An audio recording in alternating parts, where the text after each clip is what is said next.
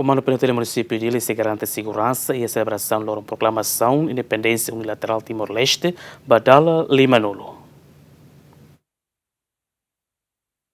Comando Polícia Nacional Timor-Leste hatun ona despacho ba comandante município onde orienta membros Sirahotu a for segurança ba ia celebração loron proclamação Independência Unilateral Timor-Leste Badala Lima Nulo nebe semunu ia loron ronulo resenual fula novembro tina rihun rua Ronison Lima. Comandante Penitenciário Município de Ilha, Superintendente Sifio Orlando Gomes chateten, nedau ne Comando Município de Ilha prepara uma equipa onde for segurança ia loron ronulo resenual fula novembro tina ne ia capital de Ilha. Comando Município de Ilha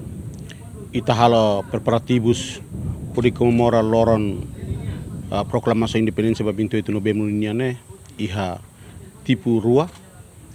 ida primeiro maka Comando Municipal de Ilha terasa signinia plano de segurança molok tama iha loron proclamação nian ita halo vigilância makasi iha capital de Ilha serviço muito coitene parceiro sira Conselho Policiamento Comunitário OPS esquadra sira parceira organiza halo patrulha lawain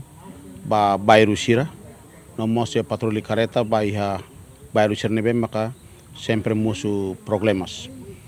ne primeiro que ita halo para tu ne bele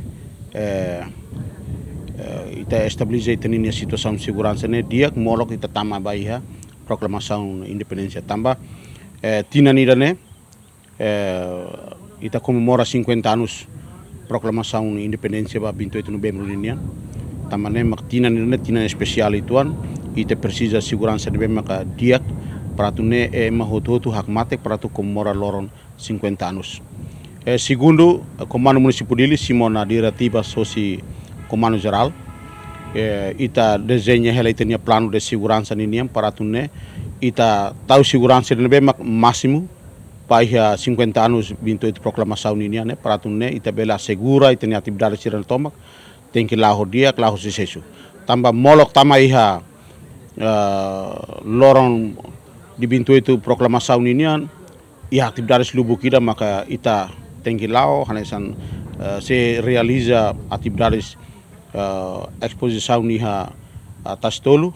iremos ita hatamo niha itenia plano de segurança para tu assegura patincerné bele lao dia lao sucesso. Membro Penitenciário Município de Ilha nebe maxi for segurança e a celebração loron ronulo resenual fula novembro ne hamutuk atus lima resen. Lúcio Correia, GMN.